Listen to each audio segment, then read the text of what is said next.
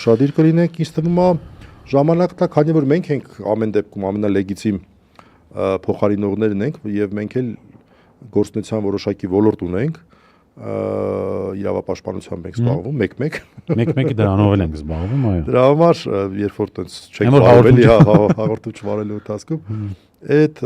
հանգամանքը հաշվի առնելով եւ նաեւ մեր գաղափարական, այսպես մոտեցումը հաշվի առնելով, որ մենք կարևորում ենք քաղբանտարկյալների հետ կապված շատ ավելի շատ ավելի այսպես թիրախային մոտեցումները, շատ ավելի մեծ ուշադրությունը քաղբանտարկյալների հարցերին, նրանց ընտանիքների հարցերին, նրանց հետ կապված բոլոր հարցերին, դա ավելի բարձր քաղաքական մակարդակի բարձրացնելը եւ այլն, մենք էլ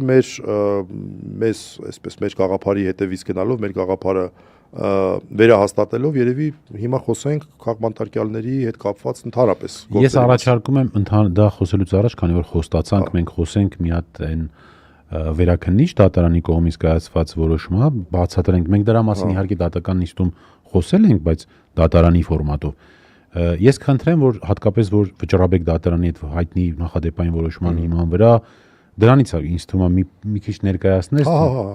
Հիմա դրա մասին խոսեմ եւ հենց այդտեղից էլ ուզում եի սկսել այս շաբաթվա այս ընթացքում վերջին օրերին այսպես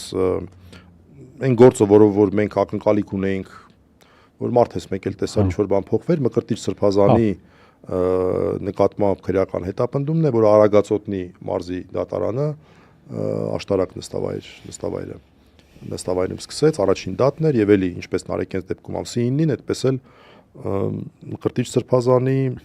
պարագայում եւ Գարեգին Քահանայի Արսենյանի մասով տեղի ունեցավ ամսի 26-ին։ Այո։ Եվ այստեղ հենց երկուշաբթի օրը։ Եվ հենց սա է նման էր, հասկացա։ Ես հետևում էի եւ փաստորեն տեսա, որ լրիվ նույն իրավիճակն էր այն առումով, որ նույնպես Մկրտիչ Սրբազանի մասով ամենայն դեպս վերաքննիչ դատարանը արձանագրել էր, որ տեղի ունեցել դատական սխալ, դա փաստաբաններն էին ասում, Արա Զորաբյանը ինչպես եւ Նարեկի դեպքում արձանագրել էր, որ տեղի ունեցել դատական սխալ, ինչպես եւ Նարեկի դեպքում արձանագրել էր, որ իրավունքները խախտվել են, բայց վերջում ասել էր կներեք, բայց ես չեմ կարող բեկանել, որովհետեւ գործը արդեն ուղարկվել է դատարան։ Հիշեցնենք, որ Վճռաբեկ դատարանը մի նախադեպային որոշում էր մեղմ ասած տարօրինակ, որ այն դեպքերում, երբ գործն արդեն գտնվում է դատարանի քննության, արդեն ուղարկվել է դատարան, արդեն նույնիսկ երկրորդ կարող է դաժե վարույց ստանձնած չլինել, ուղարկվել է հենց նախաքննությունն ավարտվեց, գործ ուղարկվեց դատարան, այդ պահից վերաքննիչ դատարանը զրկվում է իր լիազորությունները ամբողջությամբ իրականացնելուց։ Տենց է ստացվում։ Խոսքը ինչի մասին է, որ նույնիսկ եթե գտնում է վերաքննիչ դատարանը, որ ծայրահեղ ապօրինություն է տեղի ունեցել, որ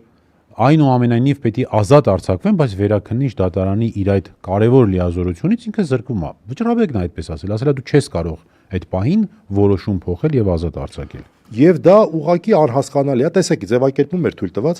դա հակասում է փուլային կառուցվածքին քրեական դատավարության։ Օրինակ տեսեք, արժեքների որոշակի հիերարխիա կա, այսինքն մեծ արժեքներ, փոքր արժեքներ, մեր սահմանադրությունը ուղիղ նշում է, որ բարձրագույն արժեքը մարդն է, այլ ոչ թե քրեական դատավարության կամ քաղաքացիական դատավարության կամ ֆլանի կամ ֆստանի փուլային կառուցվածքը։ Բայց այս մարդիկ որոշել են, որ չէ, ավելի կարևոր է փուլային կառուցվածքը, այլ ոչ թե մարդը։ Այսինքն արձանագրվում է մարդու իրավունքի խախտում, շատ կարևոր է։ Այն որոշումը, որի հիման վրա անձը կալանավորված է, դեռ ակտուալ է մնում, որտեղ ինքը ժամկետային է։ Եթե ժամկետը անցներ նոր որոշում կայացվեր, դա ուրիշ։ Ասենք 2 ամսով, 3 ամսով, այդ 2 ամսվա շրջանակներում է, դրանից հետո չի դրա, այսինքն ես չի որ այդ 2 ամիսը անցած է, հիմա էլ ուրիշ որոշում է կայացել։ Ոչ թե հետ հայացքով արդեն անցածն է քննարկվում, այլ այդ պահին ակտուալ է, այդ պահին գործողը, այն որոշումը, որի ուժով այդ օրը, այն օրը, երբ որ ստորագրություն է դրվում դատարանի, վերաքննիչ դատարանի դատավորի կողմից, այդ օրը այն անձը, որի վերաբերյալ ստորագրություն է դրվում, անազատության մեջ է ճաղերի հետևում է հենց այն որոշման ուժով, որը պիտի ստուգի վերաքննիչ դատարանը եւ դրա առնչությամբ կայացնի։ Եվ մեկ էլ վերաքննիչ դատարանը ստիպված, որտեղ Վճռաբեկն է այդպիսի Ասա ճիշտ է, իրան բաց թողնեմ, Հա։ բայց վճռաբեկ դատարանը իր որոշում չի թողնում, ես չեմ կարող։ Կներեք։ Պրոբլեմը այն է, որ վերաքննիչ դատարանը այս պարագայում դառնում է արդեն ոչ թե դատարան, այլ փորձագիտական հիմնարկ։ Ընդ որում, այդ փորձագիտական հիմնարկը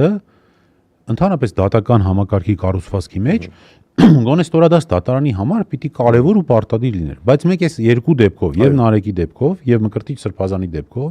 տեսնում ենք, որ առաջին ատյանի դատարանը ընդհանրապես հաշվի չի առնում վերաքննիչ դատարանի այդ փորձեկուց եւ թեկուզ եւ փորձագիտական նկատառումները։ Մասնավորապես վերաքննիչ դատարանն ասում է, որ առաջին ատյանի դատարանը երկու դեպքում էլ այդպես էր, սխալ է թույլ տվել, այս անձինք չպիտի բանտային կալանքի տակ լինեին, ամենաշատը կարող էին լինել տնային կալանքում, բայց առաջին ատյանի դատարանը հաշվի չի առնում դա բացարձակ եւ շարունակում է երկարացնում է այն կալանքը, որ այն ժամանակ ապօրինի էր տրվել։ Այո։ Եվ այն էլ ասենք, որ ես կոնկրետ այս որոշումը, վերաքննիչի որոշումը, հաշվի առնելով վճռաբեկի նախադեպը, բողոքարկել եմ վճռաբեկ եւ մտադիր եմ հասնել եվրոպական դատարան, սահմանադրական դատարան, սա իրավաբանական մասնագիտությանը վերաբերող խնդիր է, բացի քաղաքական բաղադրիչից, սա հակաիրավաբանական մոտեցում է։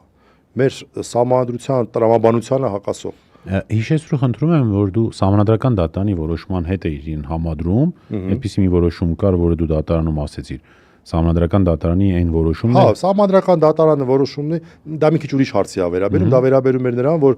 հիմնավոր կասկածի հարց պետքա քննարկվի, թե չպետքա քննարկվի։ Հա, ճիշտ է, ես։ Հա, դա հիմնավոր կասկածին էր վերաբերում։ Շատ լավ։ Ամեն դեպքում Հա, չէ, որովհետև այստեղ սահմանադրական դատարանը ինչ պիտի ասի, ախր ակնհայտ է, որ դա բան է, էլի։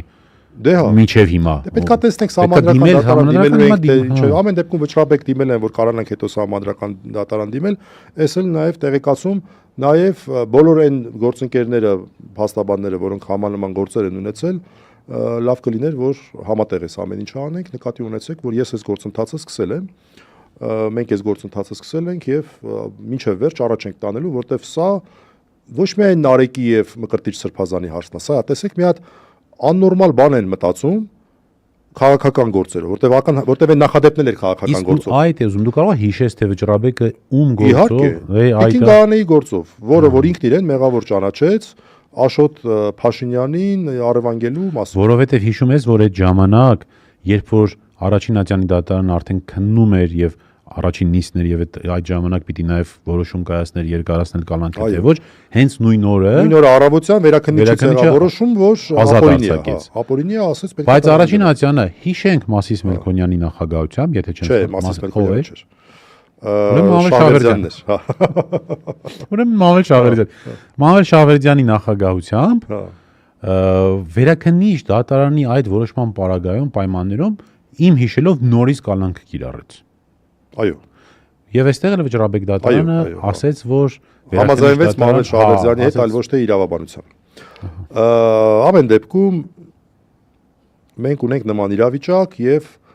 սա մենք հետեւողական առաջ ենք տանելու ոչ միայն քաղաքական բաղադրիչը հաշվի առնելով, այլև այն, որ հարգելի քաղաքացիներ, ձեզնից յուրաքանչյուրին սա կարող է կպնել, որովհետեւ քաղաքական գործերով սա մտածում են այս ճաշատեսակը հետո օգտագործում ճաշատեսակը բոլորի նկատմամբ կիրառում։ Դե որովհետեւ այդքան չի կարելի ակնհայտ բան լինի, չի արդեն